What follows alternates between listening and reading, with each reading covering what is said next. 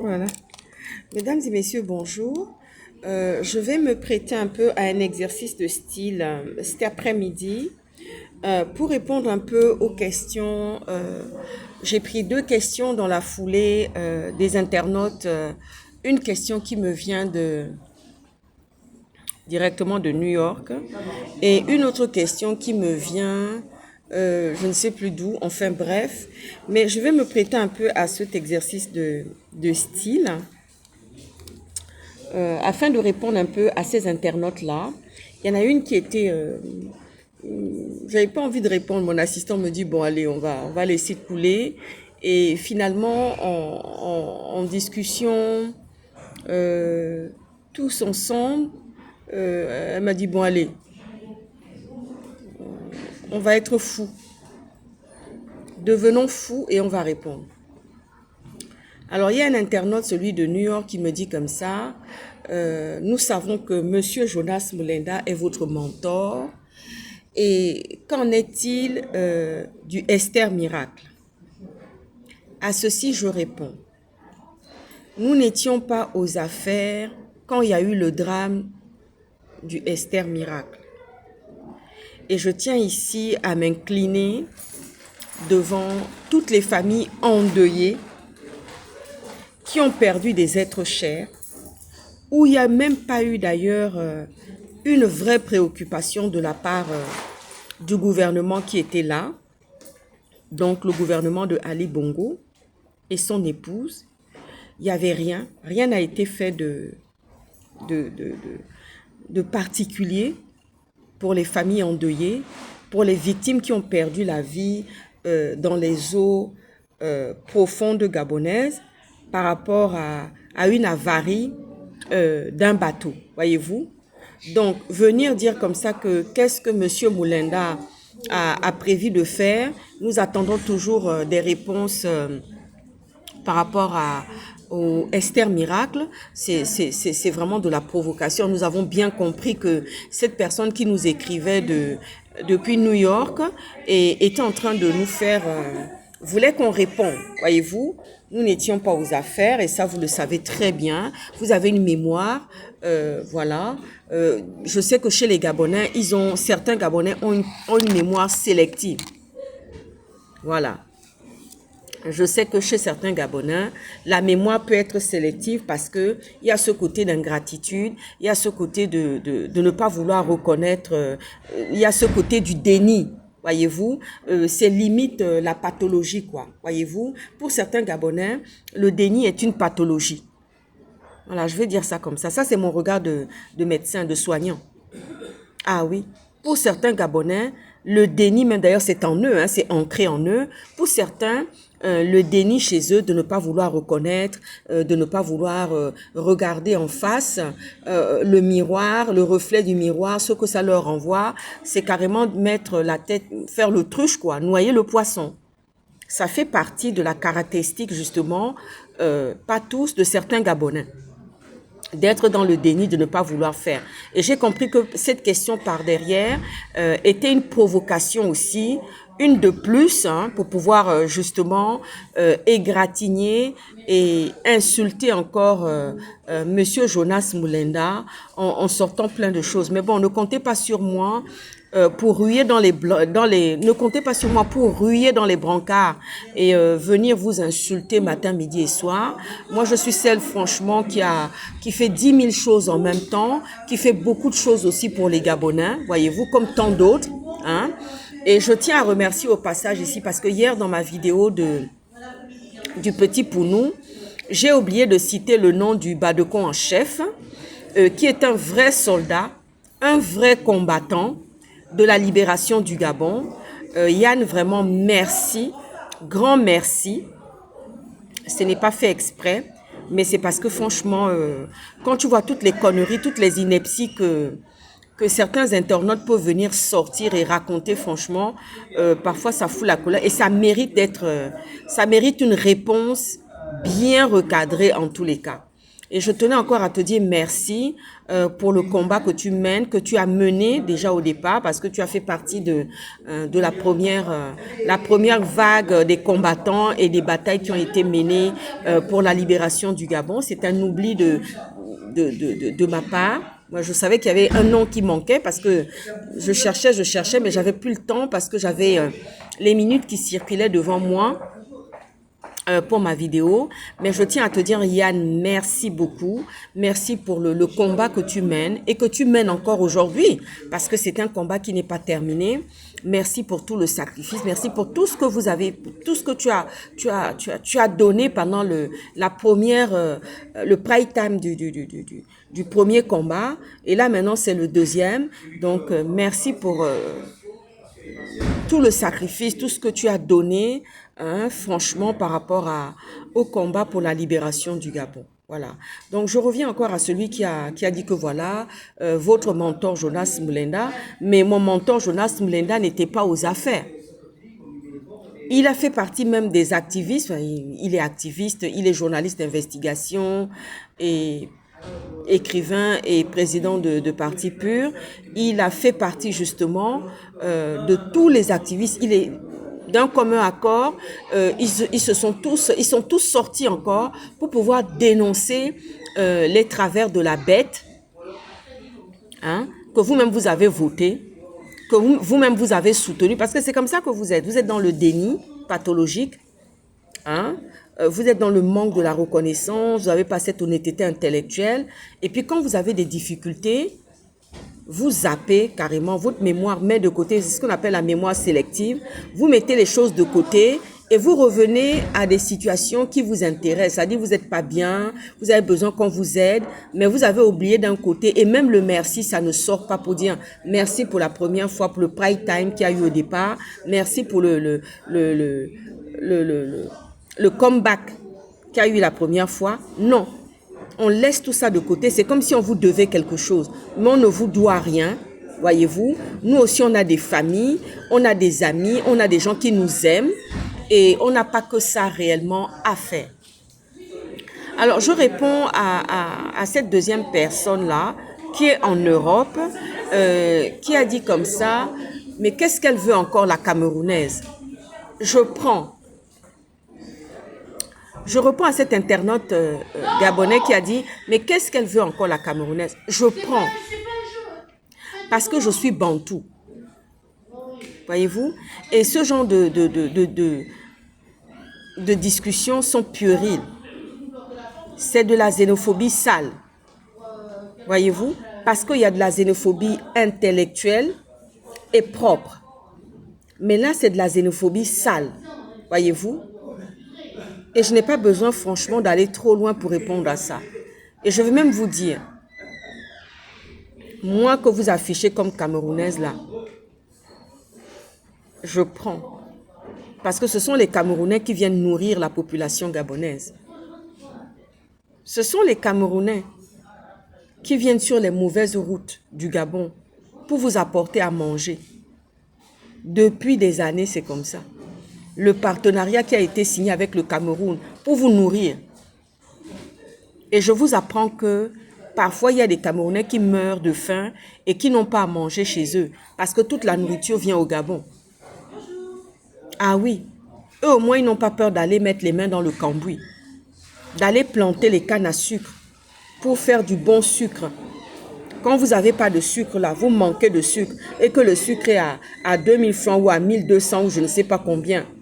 Mais eux, les Camerounais, ils n'ont pas ces problèmes-là. Parce que c'est des gens qui savent, je ne pourrais pas dire le mot se débrouiller. Mais c'est des gens qui ont la culture de la gagne. D'abord du combat et de la gagne. Ils savent manger. Et oui. Ils n'attendent pas que la nourriture vienne de quelque part. Non. Il va faire son maraîcher derrière sa maison. Il va planter ses gombos, le Camerounais. Il va planter ses piments. Il va planter son dolé. Hein? Tout ce qu'il y a de bon dans les maraîchers. Il a ça derrière sa maison. Ah oui. Il va seulement cueillir et puis il vient mettre ça au feu. pendant que toi qui es en train de m'insulter que oui, la Camerounaise dit encore quoi. Mais je suis fière que tu viennes m'affubler de Camerounaise parce que je suis bantou. La communauté des États d'Afrique centrale, tu n'en as pas entendu parler. Tu n'as pas entendu parler de ça. Pour venir m'affubler de Camerounaise. Je ne refuse pas, je n'ai pas honte. Je n'ai pas honte, papa. Et je prends. Parce que quand vous avez les problèmes là, quand les Gabonais ont des soucis là, c'est le Cameroun qui les protège. Quand je vais au Cameroun, je suis très bien accueillie. Très, très bien accueillie. Ces tapis rouges, on me déroule. J'ai toute la sécurité. Les gardes du corps, les chauffeurs, tout ce qu'il faut. Ah oui, tout ce qu'il faut. Et sans compter que on m'ouvre les cantines, les mamans camerounaises là m'ouvrent les cantines, des valises, les cantines des cabas centenaires. Maman choisit. Je dis que, hé maman, ça c'est pour tes filles. Ce n'est pas pour moi. Elle dit que ma fille, pardon, choisis dedans, prends un cabas que tu vas porter. Ah oui, on ne me met pas à part. On ne me trie pas. Ah oui, parce que les Gabonais ont du mal avec la reconnaissance. On leur doit tout. Ils n'ont que des droits, mais ils n'ont pas de devoirs. Même aller planter la canne à sucre, mettre un boutu de canne à sucre quelque part, ils ne savent pas faire ça. Moi, la fille de Moclé, là, je sais tout faire. Je sais planter les boutures de manioc. Je sais planter les boutures de canne à sucre. Je sais remuer la terre avec la houe. Je sais enlever la mauvaise herbe. Ah oui. Et je sais porter le panier au dos. Quand tu vas sur mon balcon maintenant, tu vas trouver tous les pots de maraîcher. Tu vas trouver le persil, tu vas trouver les tomates, tu vas trouver l'oignon frais. Tu vas tout trouver dans mon balcon. J'ai tout planté. J'ai même la citronnelle même dans mon balcon. Ah oui. Je me suis fait une petite partie de jardin. Pendant que toi, tu viens dire que oui, la Camerounaise. Hein? Je prends. Je prends. Vous avez oublié la maltraitance qu'on vous infligeait là-bas. Je prends. Et ensuite, je ferme la parenthèse. Maintenant, je viens répondre à comment elle s'appelle? À cette magistrate-là qui avait déferlé la chronique, la fameuse magistrate fille de Bongo. Je viens lui répondre, le visage n'est plus le même. Hein? Ambi. Et puis les éclaircissants, les décapants là. Ce n'est plus sur ton visage. Ah oui. On a vu un visage défait. Un visage qui n'est pas gorgé d'eau. Je me demande même si toi là, qui es enfant de Bongo là, tu sais ce que c'est un gommage. Oui, oui, oui. Je me pose même la question. Parce que vous, en Afrique centrale, là, vous ne connaissez que les éclaircissants. Vous ne connaissez pas le baume hydratant. Vous ne connaissez pas les crèmes. Vous ne connaissez pas les premiers stades pour hydrater une peau, la deuxième, la troisième, la quatrième et la cinquième. Désolée, c'est parce qu'il y a la sécurité, ma sécurité qui est là à côté. Et vous entendez un peu les bruits, les bruits de talkie-walkie. Linda Bongo. Et oui, Linda Bongo, tu ne connais pas le gommage. Ah oui, le gommage à base d'argile, le gommage éclat. Tu ne connais pas ça. Vous ne connaissez que les éclaircissants. Vous ne savez pas que quand on gomme sa peau, on enlève les peaux mortes, les grains, le grain de peau se renouvelle, les pores s'ouvrent, la peau respire et toutes les imperfections qu'il y a sur la peau sont atténuées. D'ailleurs, même disparaissent même. Parce que le gommage, il n'y a pas que le gommage du visage, il y a aussi le gommage du corps. Toi, Linda Bongo, est-ce que tu connais ce que c'est le filet? Akoussa. Tu sais ce que c'est Akoussa? Akoussa qu'on met dans la salle de bain là, que tu mets avec la noix de crème de savon là. Tu connais ce que c'est accoussant? Utilise accoussant pour le visage et puis un autre accoussant pour le corps. Linda Bongo. Ah oui. Et tu verras que tu auras un teint clair. Ah oui. Moi, quand je fais ça, là, les gens disent, oh, elle est métisse. Rien que ces strates-là, ces étapes-là de soins-là, quand je fais ça, les gens disent que je suis métisse. Quand les gens regardent mes mains, je suis de teint clair. Mais quand je suis mes étapes de soins, quand je décide que bon, cette semaine, je vais y faire que des soins, gommage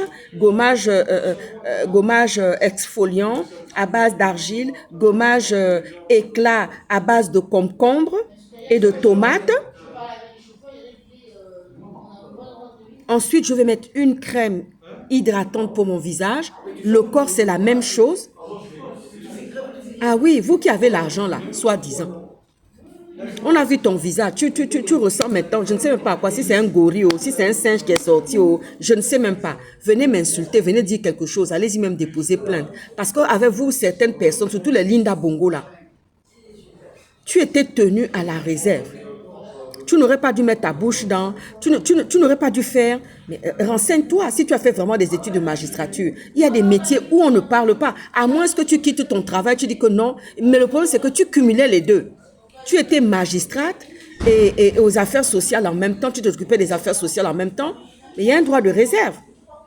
Soit tu demandes les autorisations en disant, écoutez, je prends une année sabbatique, et je me jette dans les vidéos, parce que j'ai envie d'exister. Et d'ailleurs, je vous avais répondu, Madame Linda Bongo, en vous disant que quand on a un nom comme ça, un gros nom comme ça qui est connu, on ne cherche plus la lumière. Moi, je suis la fille de Pierre Mauclerc. Ah oui, je suis la fille de Pierre Mauclerc. J'aurais pu sortir depuis longtemps pour faire certaines choses. Mais j'ai d'abord privilégié ma carrière professionnelle. D'abord, j'ai fait mes études, ma carrière professionnelle, j'ai eu mes enfants. J'ai eu un compagnon. Quand j'ai décidé que maintenant tout ça là, mais ça c'est bon, j'ai fini avec tout ça, j'ai pris mes autos, je suis sortie et dit que bon voilà maintenant, j'ai fini, je ne veux plus rester dans l'ombre. J'ai décidé maintenant que je vais maintenant aller à un certain niveau pour me mettre maintenant devant la lumière. Et je suis là en train de parler. Parce que j'ai un manteau pluridisciplinaire. Ah oui. J'ai un manteau pluridisciplinaire. Et tous les journalistes me disent, waouh, aux États-Unis me disent, waouh, c'est parfait, c'est réussi. Vous êtes sortis au bon moment. Mais vous pensez que quoi, Linda Bongo, on vous voit encore avec votre visage. Vous n'aviez plus c'est plus le même visage, hein? Hein? Moi, je suis ta grande sœur. Mais quand on voit mon visage avec les soins naturels là, je ne mets pas de gombo sur mon visage, hein, parce que vous allez dans les châteaux rouges façon là. Enfoiré.